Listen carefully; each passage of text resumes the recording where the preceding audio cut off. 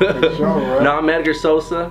I'm from Fontana, California. I'm Mexican American, and I make everything happen for a reason.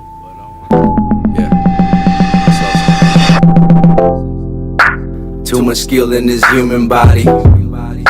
They ride a wave, I just make tsunamis. I flow like water. Like timeless people are people that like spoke with a message, a higher message. You know what I mean? All of them. Yeah, and that's what I kind of, that's like, it's a long spiritual story that I'm gonna write into a motherfucking a cinematic, you know, a cinematic film, and it's gonna be big. Watch, I'm gonna have Brad Pitt play me.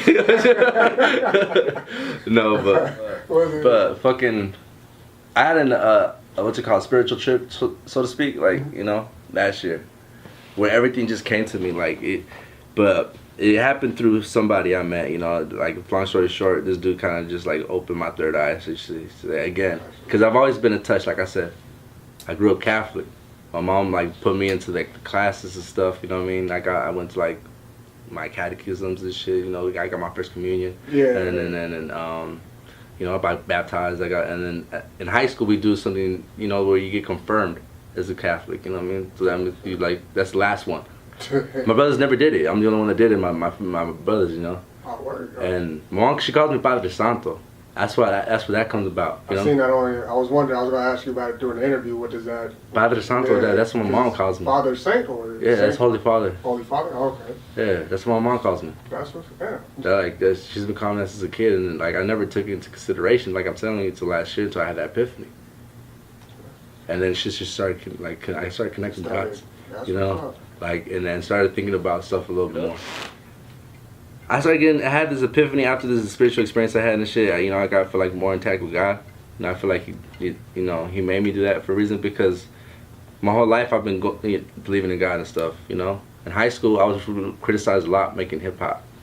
You know, through my peers mostly. You know, like they would do the sarcastic like type of shit. You know what I mean? Yeah. To where, oh, you're still rapping. You know what I mean? Because it's like, you know, I guess as a kid, it's like you never really believe that someone's gonna be doing exactly what they say they're gonna do in life, you know. So like, yeah, right. Yeah. But you know, I was putting out mixtapes like every single year, since 9th grade. I came out with mixtape. 10th grade I came out with mixtape.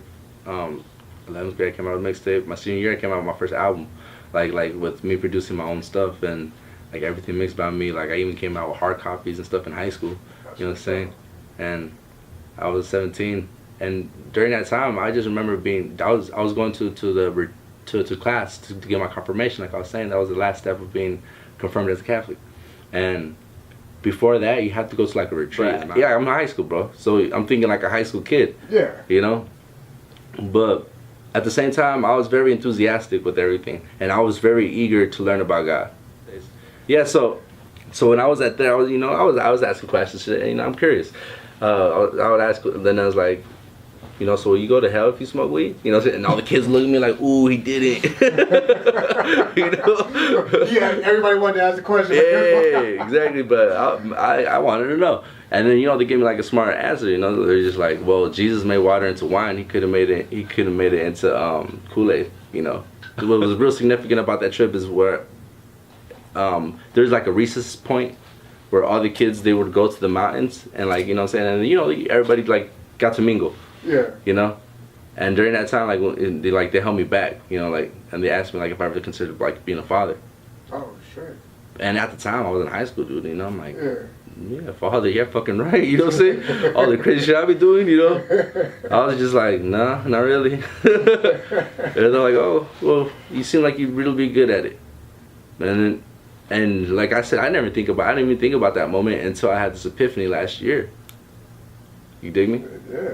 Like that moment didn't like really strike as significant. It struck me as creepy. You know what I'm saying? Because the room was dark that they led me in this shit. You know what I'm saying? So that since you had that epiphany, is it like, it just hits me like crazy right now. And you know what's crazier? Like I told you, I'm April 24th, so that's 424. You know, like I started getting into numerology and stuff like that. You know what I'm saying? And the biblical meaning of 24 is like it's affiliated with the priesthood.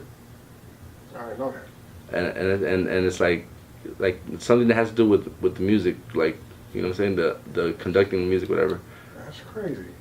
I just like had a real like soul trip, dude. Like I don't considering picking up the rosary and becoming a priest now, or oh no. I just feel like that this is I'm supposed to be a father to future generation of kids. I like that. So you use it through your music, or definitely, because that's how you speak to the wider generation. That's dope, man. You know, that's real dope. Like that's how you influence the youth for real, because they're gonna listen to whatever's hot. What's popping, who's cool, who looks cool. You know what I'm saying? And and God bless people with the style and grace. You know.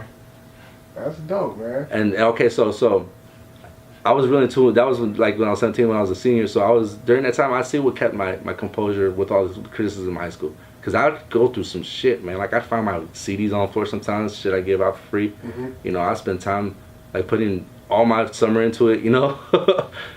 So but yeah. I've been through some like heartbreaking shit where kids would have quit. They would have been quit. You know what I mean? Yeah. Because I was at a time when people were openly haters. Being an artist is one of the hardest things to do in the world, crazy. because you're willingly putting yourself out there. You're vulnerable. Exactly. You're putting your heart into a project, and then you're giving that project to expressing yourself to the fullest capacity. Exactly. Like some shit that people probably shouldn't be knowing. You know what I'm saying? So you're vulnerable. They know more about me than I do about them. Exactly.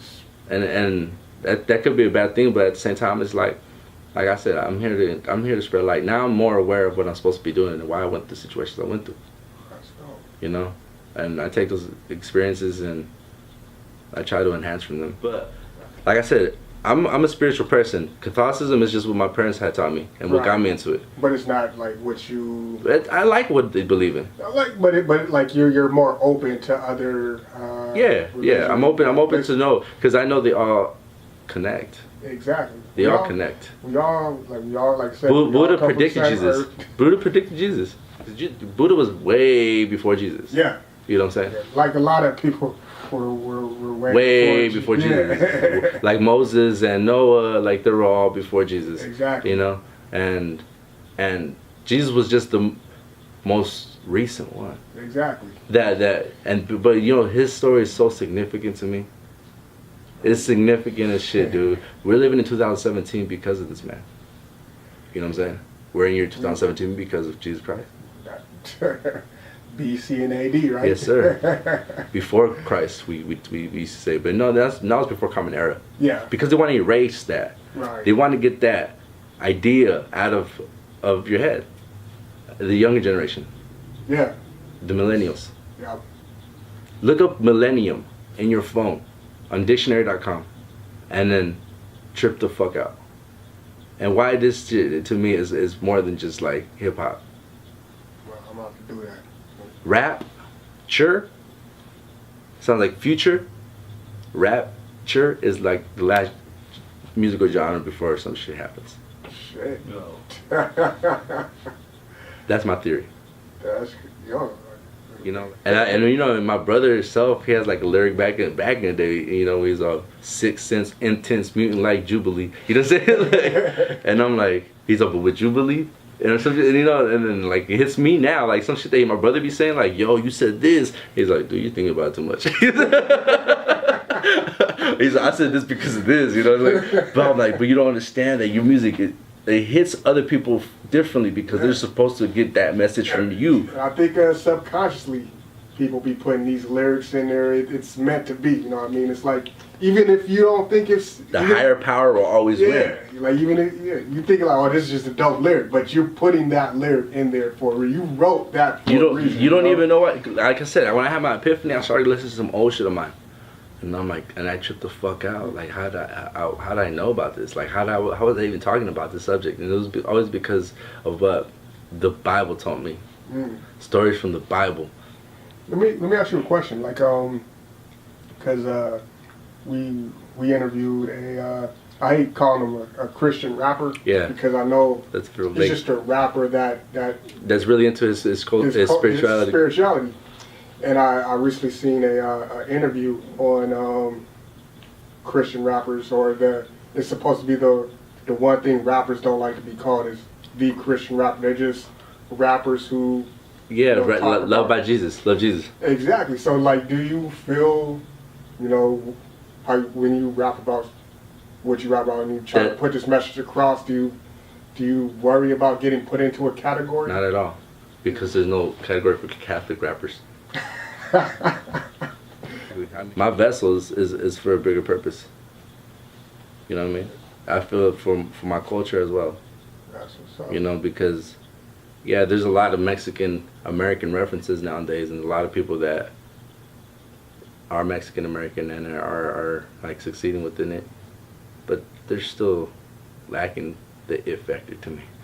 No offense to none of them. No offense to none of them. That's a very offensive thing to say, but I like seeing my people succeed. Like Cap G. Yeah. I love that shit. I love that he's getting it because he's the one that's doing it within the way I would want to go about it. Within, you know what I'm saying, getting accepted into hip hop. Yeah. You know what I'm saying? Like you're with Pharrell, you're with, like, you know what I'm saying, like the ones that we love, you know what I'm saying, the world loves. Not just, you know what I'm saying, the Latin community. You know what I mean? I'm not trying to be within the lines of the Latin community. I'm trying to be with, I want people in Russia to bump my shit. I want people in Germany to bump my shit. What do you want people to say about your music? He's real. He's real. He's human. He's human. He's the truth. You know? Yeah. Yeah, because like people criticize and punish, you know? Yeah, people want to like act like you can't do it. Yeah.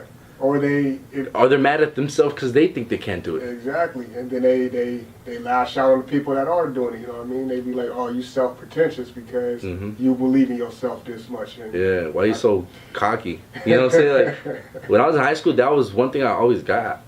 Cocky. And you know what's crazy? Because it led me to believe that I was. You know what I'm saying? Like I'm cocky, huh?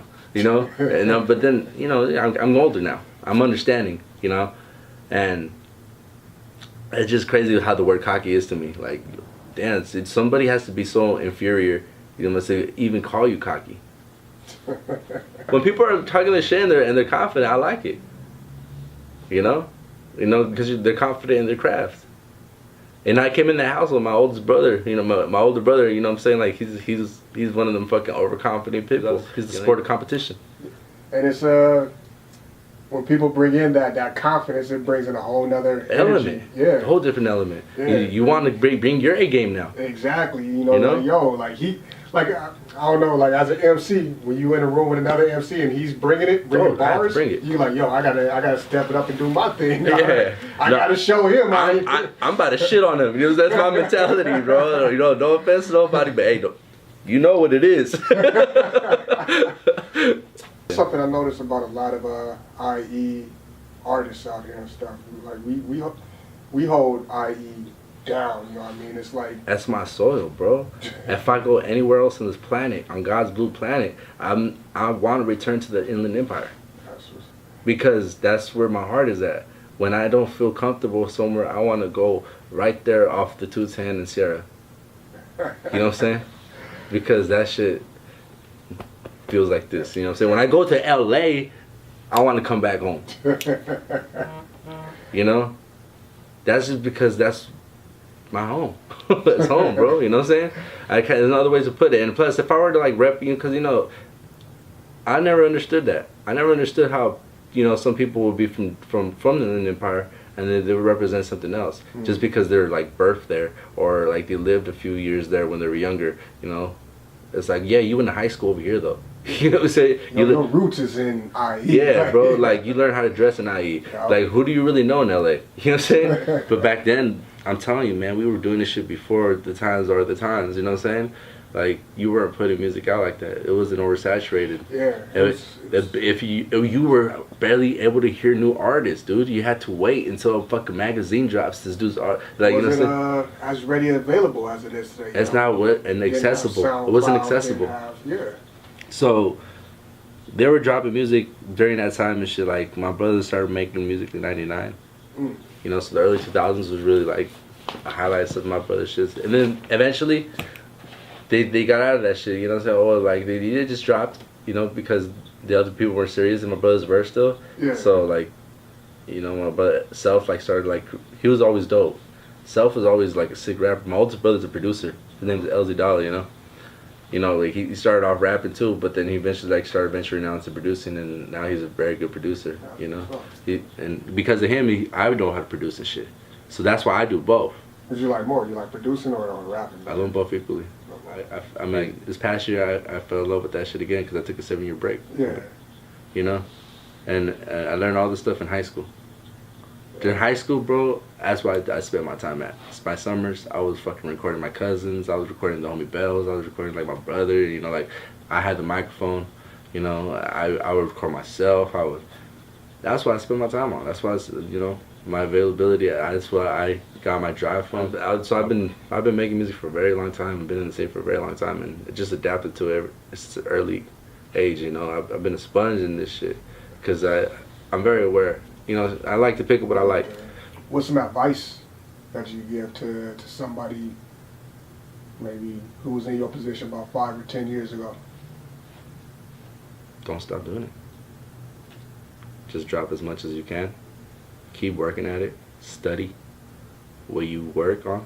You know what I mean? Love it. Have fun with it.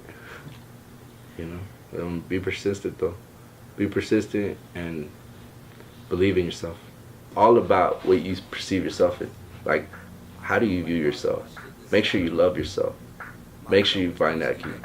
You know what I'm saying? Because you're not gonna make it in the industry if you don't. You know, you get lost in the sauce if you don't love yourself. You got to go into love yourself. If you make it and you don't love yourself, you're gonna get lost in the money. You're gonna get lost within all the access that you have. Because you don't have certain keys, you know what I'm saying, without that money, you know what I mean? Like, where can everybody reach you at if they want to book you or just want to? So Supreme at Gmail. So SOSAPREME at Gmail. That's my email. If you want to, for any serious inquiries, serious ones though. But everybody else, you know, you can find me on social media. You know, / Edgar Sosa. A few of them are Edgar Sosa 919.